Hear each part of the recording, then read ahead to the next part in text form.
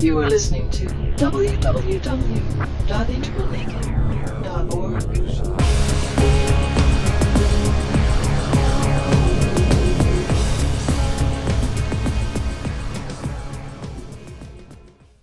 Hi. Hi, I'm a couples psychotherapist. Okay. And I have found that there's a lot of sexual problems between my clients, and it has to do with like an agentic kind of thing where fantasy is involved. Yeah. You know, and then there's no communion. Yeah. And also, there's a lot of like sexual and aggressive things that go on, like in different degrees, like sadomasochistic things that you don't know where pleasure and pain, you know. And then sometimes I supervise with other psychotherapists. They tell me, "Ah, that's bad, you know, get rid of it." And the other side is, "Nah, let it be, everything, you know, whatever gets you off, it's okay." You know? So I think that, you know, I'm very confused. I don't know what would be integral. Yeah. It does tend, in the upper right quadrant, what we try to do is look at the biological components that contribute to men and women's attitudes and approach to sexuality. And it doesn't mean biology is destiny. And so we're allowed to look at this without pigeonholing people, or if you happen to have a female body, it doesn't mean you're stuck with this, because the other three quadrants can amplify it, neutralize it, or reverse it. Culture in particular plays a lot of this. But there's just a lot of evidence, if you just get out of the sort of cultural construction of reality, which is way overdone, just simple empirical scientific research on the human body and what hormones, testosterone, oxytocin, estrogen do. It plays a large part in how people, the moments that they're faced with, as in the ongoing stream of awareness. And the upper right quadrant contributes something. And if it's testosterone, it's trouble. And there is a phrase in the Brief History of Everything, some of you might know, which actually became kind of famous. It was a t-shirt. Yeah, that one. Testosterone has two and only two drives: fuck it or kill it. Sometimes they get confused, don't they? And that's sadomasochism. And that's the really downside of male sexuality. It can be very scary. Serial sexual male murders almost always male. And every now and then a female does it just to show that, you know, you can. But, which is good. So, but mostly it's just kind of a male specialty. And there is a kind of inherent sadomasochism to that. There's a kind of dominance to it. There can be aggression combined with that. And that's not necessarily bad if it's in a context of the other quadrants. So it's not just, I'm talking about men right now, generally. So it's not just that it's all okay or it's all bad. There are pathological versions of that. When it's way excessive, way overblown, disconnected, like say gestagenic and disconnected from relationships, it tends to get really problematic. Women sometimes have a hard time coming to terms with the fact that males have just, you know, they're going to fantasize all the time. It's often going to be about other women. That's the way it is for most men. It doesn't mean anything. Women have a hard time understanding how radically meaningless sex can be for a male. It's just so hard for a woman to understand. And so men are good at lying instantly about it. It's just, you know, so do you have sex with it? No. But it's so fast, it's disarming. You know, honey, how could I can't believe you would say something like that. And it's just sort of natural, it comes with a Y chromosome, you know. And women are kind of like, and women, so what's important for a man is to be able to plug that biology into these other contexts. And there's a pre-personal, personal, and transpersonal version of that. And so you can take that sex and aggression, which is very pre-personal and power and egocentric, and then raise it up to a concern and a care and an energy for the relationship, and then transmute it into a world-centric care of, in a sense, aggressively wanting to love and care for all sentient beings. And so there's a way of working with that energy. There's a pathological version of that where, like I say, it's just way overblown and disconnected. And the extreme version, it's actually done in real life. And then you really do have sort of murders and serial murders and so on.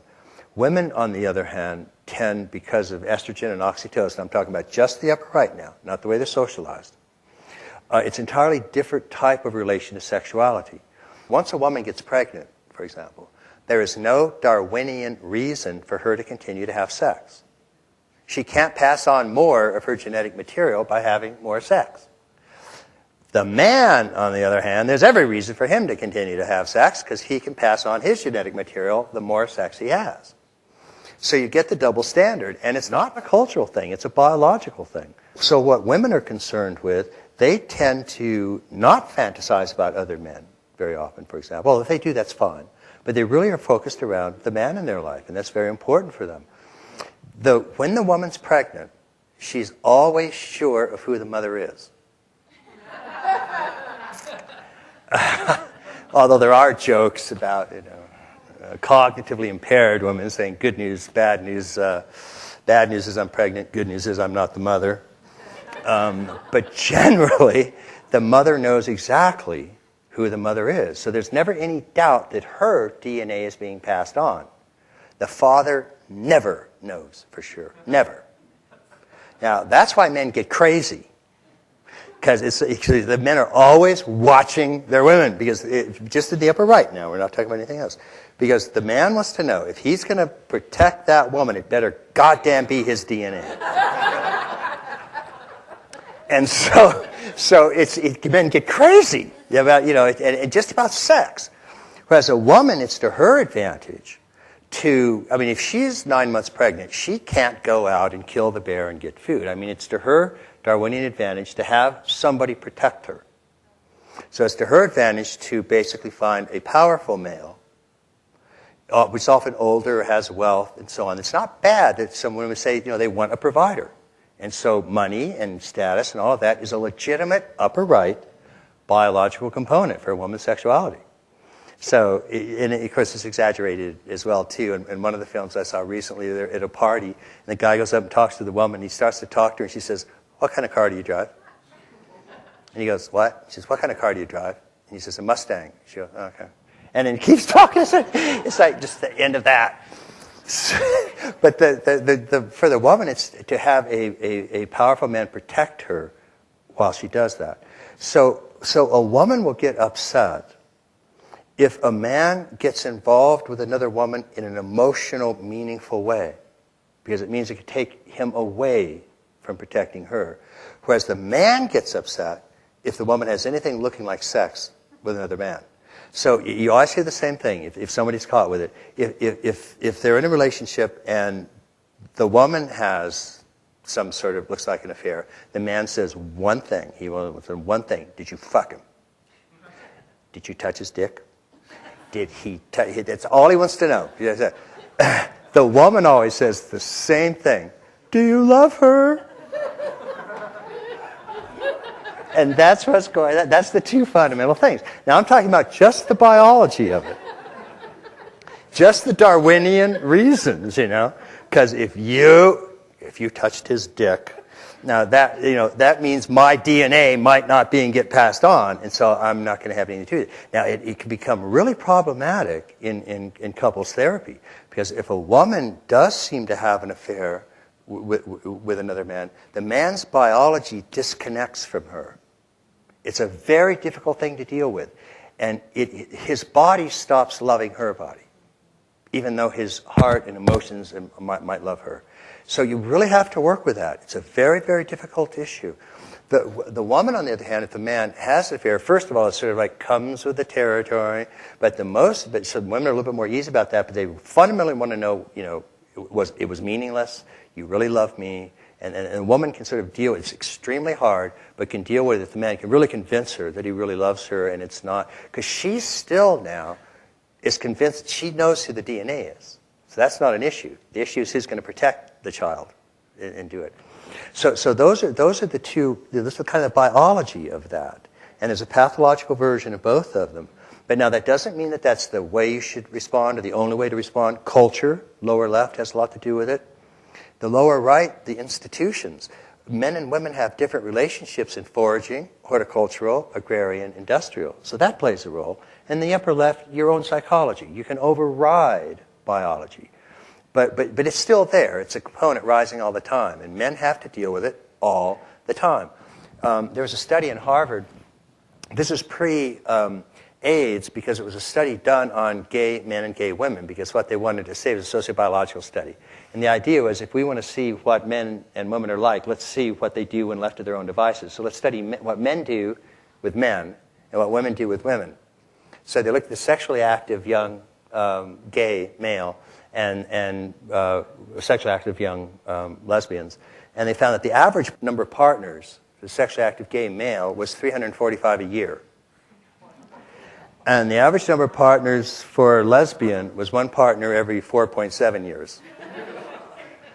So put these two things together and watch what happens.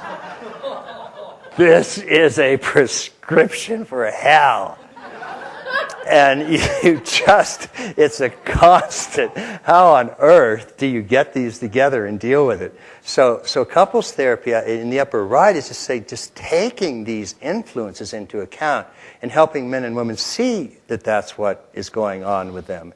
And that it's hard for them to change, but that within those limitations, the man can really convince the woman that he really sincerely loves her, even though he's going to have fantasies. And if he says he isn't, he's lying. And lying is not good, although it is kind of difficult because women always say, now tell me the truth. And as soon as a man tells the truth, they go, ah! I knew it, you wretch, you scum, you fuck, you... And so men are reluctant to tell the truth. No, honey, no, no. And women would explain to men what's going on, but it takes too long.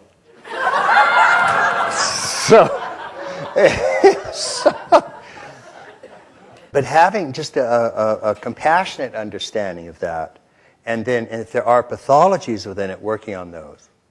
And then putting it into, particularly in the upper left, and there's the whole psychology of how they react to that, the shadow elements, and particularly, not to overdwell on it, but the early relationships with the parents, because it really sets it. If the young girl has things with mom and dad, it really kind of can imprint her, and the same with the young boy. So that the classic Freudian mommy and daddy stuff is still a component in the upper left, and deal with that.